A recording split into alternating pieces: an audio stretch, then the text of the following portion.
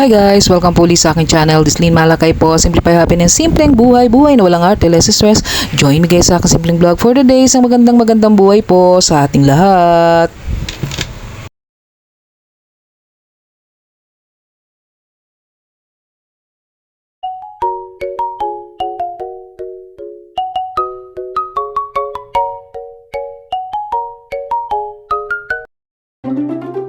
So ito na nga guys yung ating part 2 ng ating house repair sa ating ground floor. So sa ating first floor. So yan guys, makikita nyo dito sa aming second floor.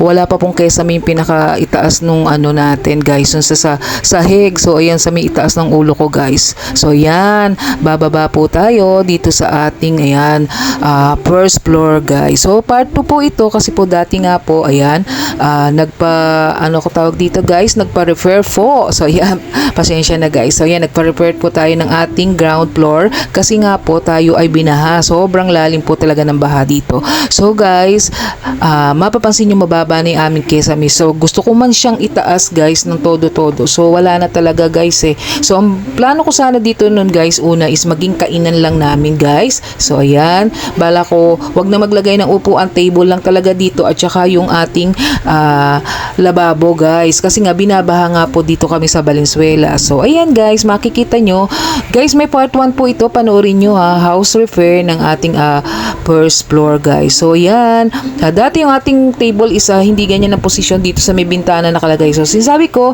hindi naman natin nagagamit yung kabilang side, bakit hindi natin iusog yung lamesa dito sa kabilang side para tayo ay magkaroon pa ng space. Kaya yan, ibaba ko pa yung dalawang maliit na upuan doon sa itaas. So guys, ang unang plano ko yan, makikita nyo guys, nilipat namin yung pintuan. So dati ang pintuan, hindi namin pintuan yan guys, so isang pader lang na malaki yan.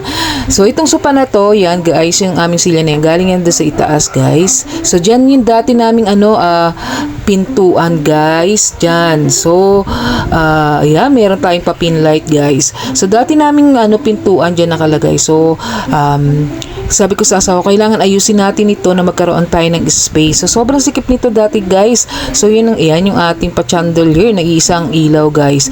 So yan guys, dati may tagas dyan kaya na-late din ako mag-upload ng part 2. So wala pa tayong nilalagay na decor dyan kasi nga kakaayos lang yan. May tagas dyan na wala na po, na ayos ni husband, talagang tumutulo dyan guys. So yan, dyan nga po natin nailagay yung ating pintuan guys. Dati dito sa may kabila ang pader na green, dyan po nakalagay ang pinto guys. And then isa lang yung bintana natin dyan na maliit na pinalakihan ko lang. So yan, dati may old cabinet ako dito guys, yun yung ginagamit natin divider.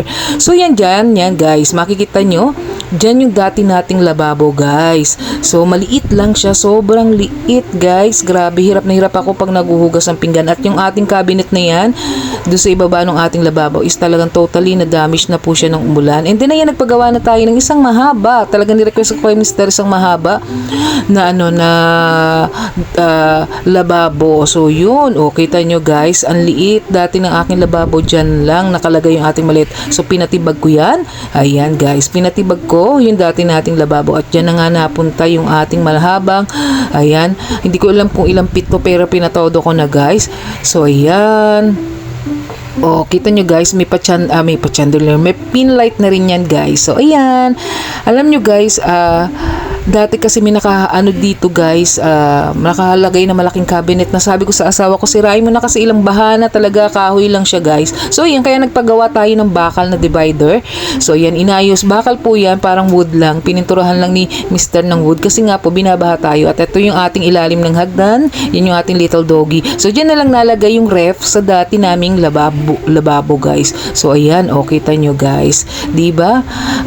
Yun yung CR namin sa dulo. So yun, hindi na natambakan guys, nagpatambak kami talaga guys kasi nga binaha kami, pero hindi ko alam kung aabutin to. Binabago natin yung lababo natin guys, hindi ko alam kung ang alam ko guys, talaga aabutin kami ng baha kasi dito nga kami sa Valenzuela, dito kami sa fart na mababa guys. So ayan, yung ating kesame pinapinturahan ko guys. So yan. O, nagkaroon pa rin kami ng maliit na sala dito sa ibaba. So yung ating so yan sa susunod po ituturo ko kayo kung saan napunta yung ating malalaking upuan. Doon sa itaas ko po ipinalagay kasi nga po binabaha para wala tayong intindihing bubuhatin. So hindi ko alam na magkakaroon pa tayo dito ng guys. Ayan. Kainan. Doon dating nakalagay yung ating table doon nakalagay yan dati dito sa may lababo. So yun yung bago nating lababo. So pinalipat ko dito. Yan. Nagkaroon ng higaan si Mr. yan pagkagaling niyang pamamasada.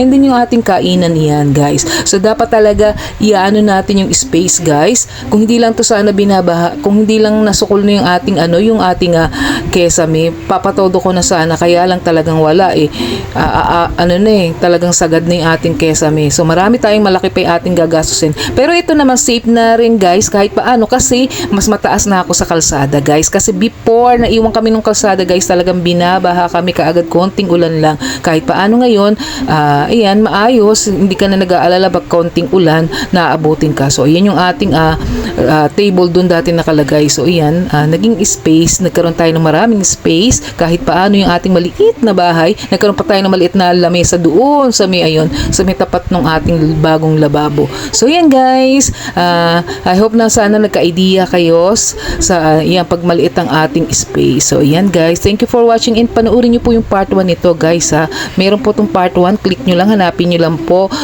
yung ating part 1 ng ating first floor repair. So yan guys, thank you for watching guys.